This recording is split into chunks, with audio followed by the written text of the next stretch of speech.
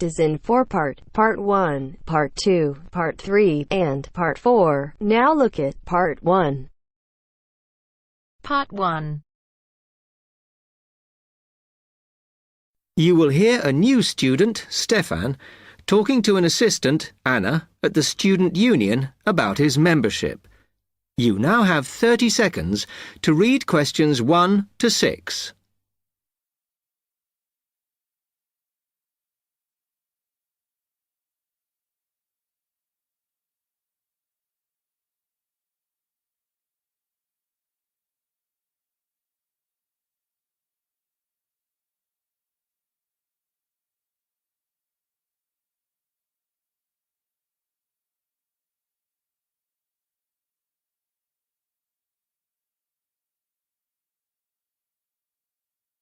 Hi, can I help you? Yeah, I hope so. This is the first time I've been down to the union. I'm a new international student, and I just wondered what to do. Oh, right. Well, normally we ask international students to fill out this form, and we put your details on the wall by reception. Then other students can contact you. It's a way for everybody to get to know each other. It can be a bit lonely otherwise. Oh, I see. What's your name? I'm Anna, by the way. It's Stefan Unger. OK, well, just write that there, next to name, and then fill in the rest. Right. What does it mean, degree program? Oh, just if you are an undergraduate or a postgraduate. Or maybe you're just here for a short course? I'm a postgraduate. Do I need to say what in? Not really. It's too much detail. But you should put your department so people who have the same interests or problems as you can get in touch. So I'm studying marine construction, so for department, do I put down the science faculty then? Just your actual department. That must be engineering, no? Oh, I see, yes. Then if you list what you like doing in your free time, not that we ever get any when we're studying, and maybe you can meet up with someone socially, or to join a club or something. Well, I like lots of things. Shall I just list them? My advice is to just put 1 or 2, like football and films or whatever. Otherwise, you'll get so many invitations, you won't get any time to work. OK. I think I'll just list computer games, as that's my big interest. Oh. I haven't played football for ages. I may start to play once I get settled. Now, let's see. Next thing is languages. Yes, we find many of the international students get a bit tired of speaking English all the time. Sometimes they like to speak to someone in their own language. It's up to you. That is a good idea. I presume I don't need to put English down. Oh, no. I put Italian and French. I can only speak German, my mother tongue. OK, well, that's fine. Just put that. What does accommodation mean? Is that my address? We're trying to find similarities between people, and some people live in hall, some are in flats, some are in bedsits. So it helps if you say. I'm in hall, though I'd like to be in a flat, but that won't happen till the end of the first term. Put where you are now. You can always change it later. Then finally, just put your phone number. I haven't really got one. I haven't sorted out a mobile yet. Well, it's going to be difficult for people to contact you then, isn't it? Why don't you put the union one and we'll take messages for you? OK. It's 02950 659 003. Have you got that? Yes. OK then. You now have 30 seconds to read questions 7 to 10.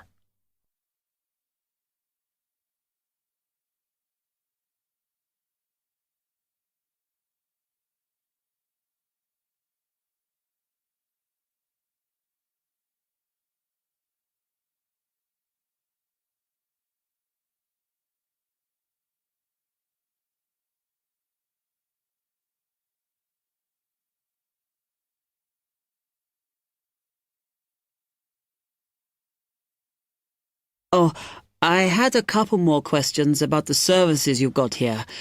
It says there's a photocopier here. Yes, you need to get a card from the shop, and then it's available to all students in the mornings. The union uses it after 1 p.m. Okay. I see also the union organises loads of events. Are they always held here in the union building? It looks big enough. If you're interested in something, you should check the poster or our website. In fact, we normally use the Round Theatre, opposite the conference centre for most events, because the sound system is better. Right, I'll do that. Also, I wanted to hire a van.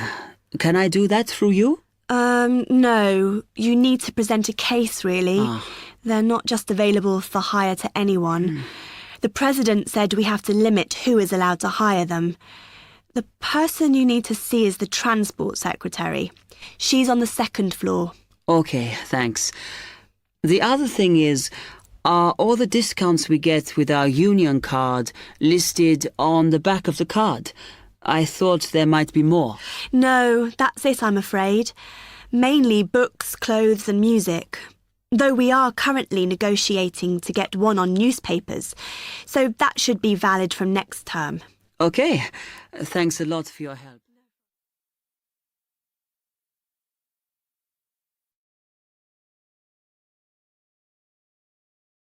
That is the end of part 1. You now have half a minute to check your answers.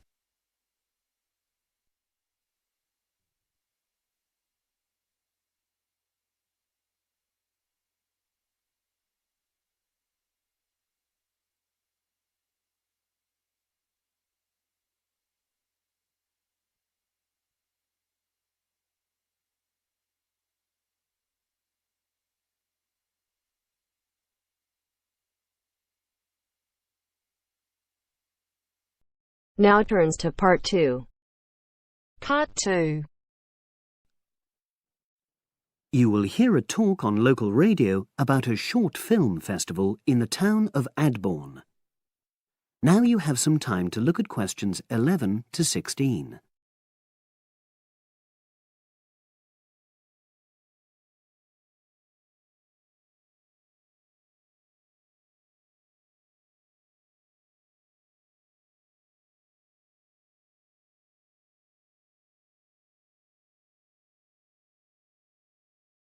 Now listen and answer questions 11 to 16.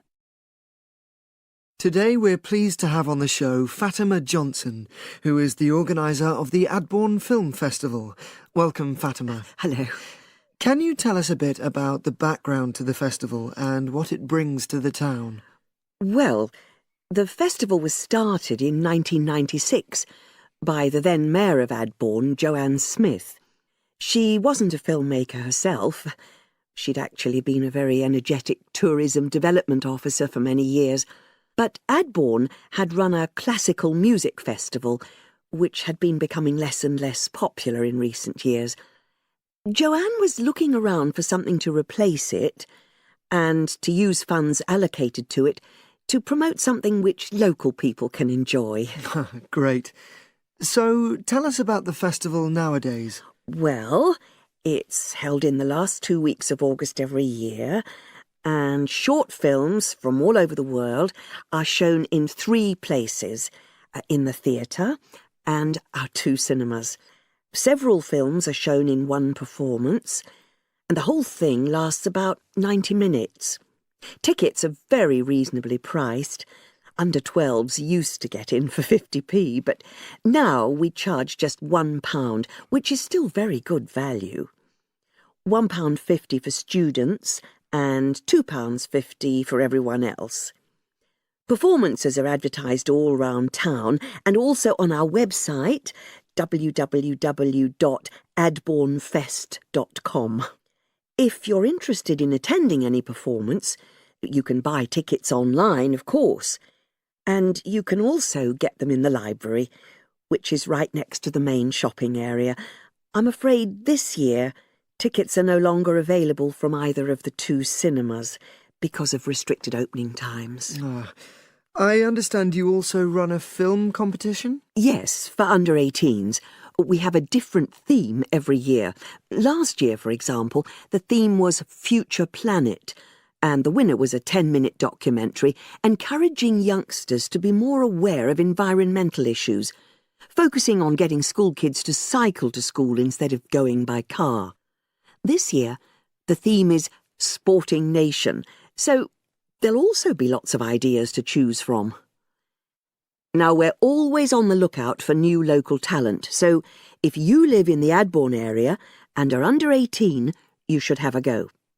We have an excellent prize every year donated by local businesses, shops, hotels, etc. This year, you can win a high-spec movie camera worth over £800. Application forms are on the website, and the deadline for sending in your film to enter the competition is the last day of July. It's May now, so you'll have the whole of June to be working on it. Now you have some time to look at questions 17 to 20.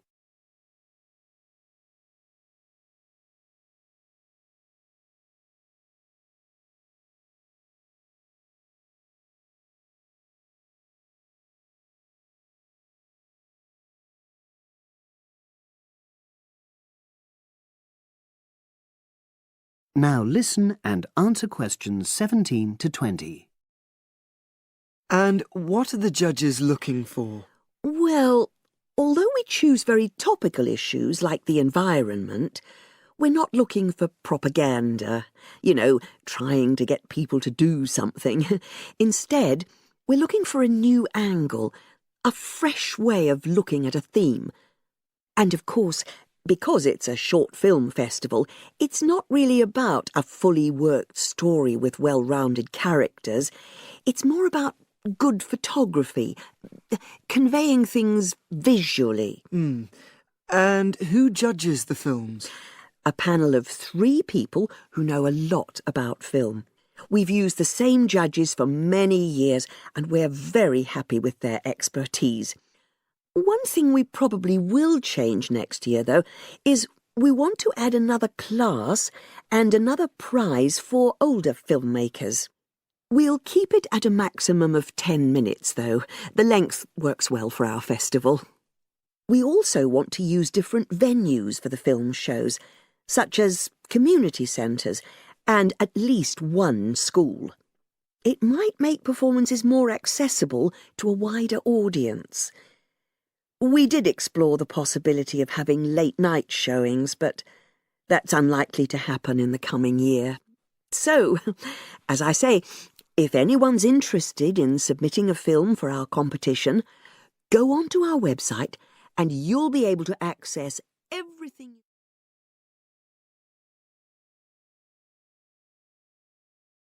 That is the end of part 2. You now have half a minute to check your answers.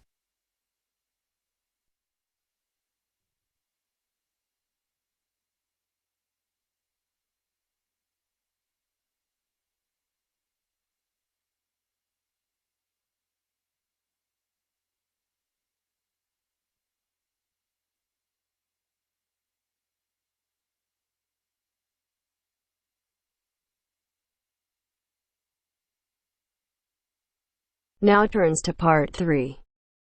Part 3. Maria is a student at university. She has handed the first draft of an essay to her tutor. The tutor has read it, and now they are discussing ways the essay can be improved.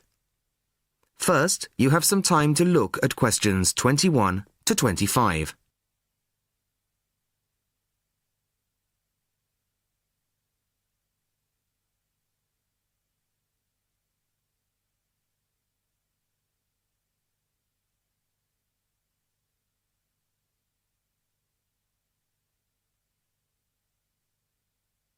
Listen carefully to the first part of the conversation and answer questions 21 to 25. Well, Maria, I have to say I was quite impressed by your essay. It's a big improvement on the last one. Really? I'm glad. I put a lot more work into this one. I really spent ages on it. And it shows. You've addressed most of the problems I pointed out last time. In particular, the style and language are much more appropriate for an academic essay. So that aspect is okay? Absolutely. If you carry on like this, you shouldn't have any significant problems in that department. That's a relief. I've been quite worried about that, although I've been reading a lot of other essays to try to get the right style. Well, I'd say you've been successful. There are just one or two minor things you could look at. Your punctuation's quite basic. It's really just full stops and commas. And parentheses. Brackets? Yes, brackets if you prefer. In academic writing, these are best used only occasionally, if at all. You use them rather too often. Okay, I see. And I'm sorry to mention it, but your spelling. I know.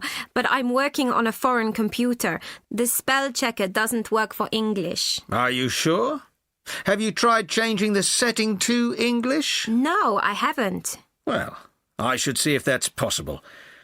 I haven't marked you down this time, but, well, some of my colleagues are a bit old-fashioned about spelling. I'd try to get that sorted out if I were you. Okay, I understand. I'll try to change the setting. Before you hear the rest of the conversation, you have some time to look at questions 26 to 30.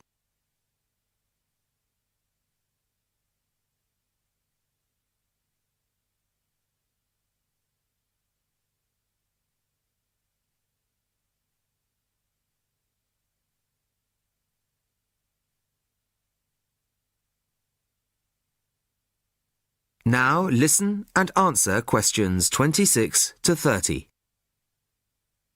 The only major problem I have with the content of your essay is the introduction. The introduction should, well, introduce the theme of the essay. You've put some of the most important points there. For example, this bit. The statistics about the growth of railways in the 1850s. That really should go in the main body of the essay. And so should this paragraph about changes in patterns of employment. In general, I'd say your introductory section should be no more than half as long as it is at the moment. Okay. And I should move those points forward? Precisely. And going back to the railways, they're one of the most significant factors for change in this period. But apart from those statistics in the introduction, you only briefly mention them. I'd like to see a lot more on that, and the influence the expansion of the railways had on patterns of social and economic behaviour. You mean how with the railways people could travel to find work and could meet people from other areas? Exactly. Then in the midsection, well, it's not a big thing, but this quotation from the Times. You think it's too long? Well, you said it. I couldn't think of a way to shorten it. Do you think it's really necessary? You mean I could just get rid of it? Yes. You've already made the point and backed it up with other evidence. The quotation's redundant, really. Okay. Well, that'll be easy. There were various other minor points, which I've noted in the margins. You can look at those later. But moving forward to the end here, I wasn't quite sure what this meant. The final paragraph? Yes. Are you saying that, on the whole, the changes of the mid-19th century tended to improve the lives of ordinary people or not? It's not very clear. It's not? No, it isn't. I'd add a few lines clarifying your position. Okay. When do you want the final draft? No, the end of term will be fine. But there was just one other thing, the bibliography. Did you really read all these books? No. Just the books you actually consulted will be fine. You don't need to include everything ever published on the subject. Right, okay. Thanks. Bye. Goodbye.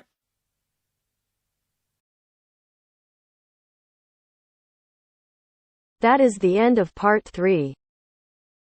You now have half a minute to check your answers.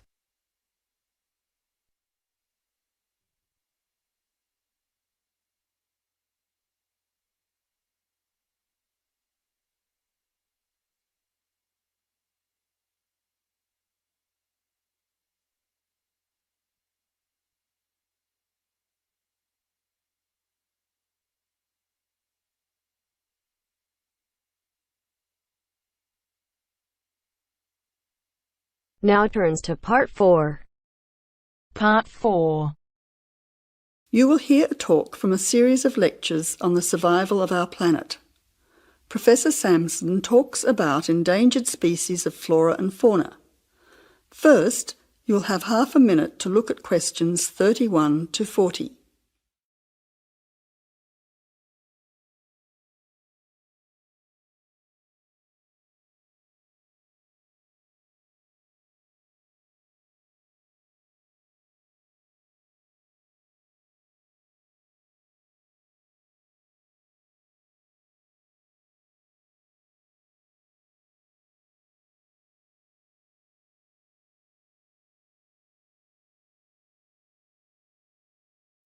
Now listen carefully to the talk and answer questions 31 to 40. Good afternoon, ladies and gentlemen. Today's topic in this series of lectures on our planet is about ensuring the survival of our very important plant and animal species. In this lecture, I want to discuss one way that we can do this. No one will ever see a huge dinosaur thundering through the forest. No one will ever see a paradise parrot flash its rainbow colours across the sky. The fact is that many animals and plants have been wiped out. Sadly, they are extinct. It is too late for them. Extinction is forever. We can't do anything about the species that have already disappeared. But today, there are many animals and plants that could still become extinct in the future if we do not act now. They are endangered. The African elephant and rhinoceros have become endangered because of the value of their tusks. Australian parrots and reptiles are smuggled onto planes because certain people in other countries are prepared to pay thousands of dollars for them. And there are many other species around the world that are endangered because they no longer have a place in which to live and reproduce safely. The main cause of extinction is the destruction of habitats. A habitat contains all that a living thing needs to survive: space, light, water, food, shelter, and opportunities for reproduction. The population of the world is growing rapidly, and this is placing great demands on land and resources for housing and for growing food. When vegetation is cleared and swamps are drained for agriculture, mining and suburbs, or when rivers are dammed to store water, plants are destroyed and animal life is threatened. In other words, humans are changing and destroying the habitats of animals and plants, which is in turn reducing their chances of survival.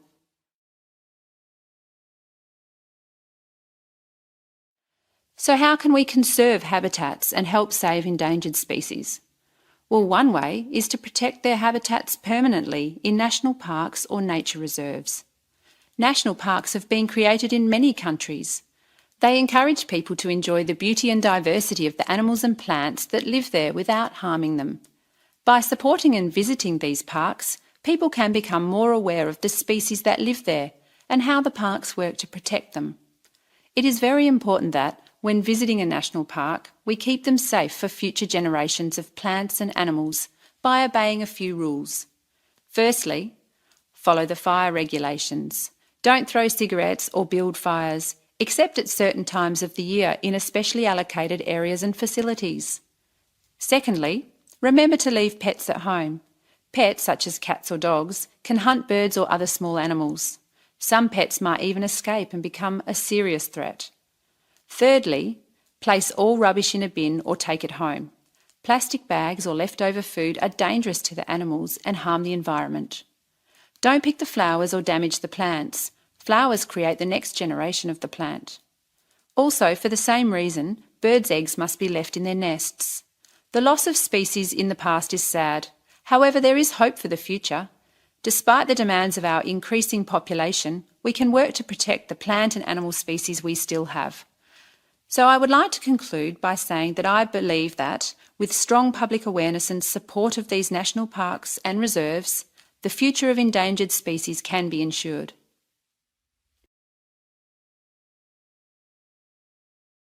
That is the end of Part 4. You now have half a minute to check your answer.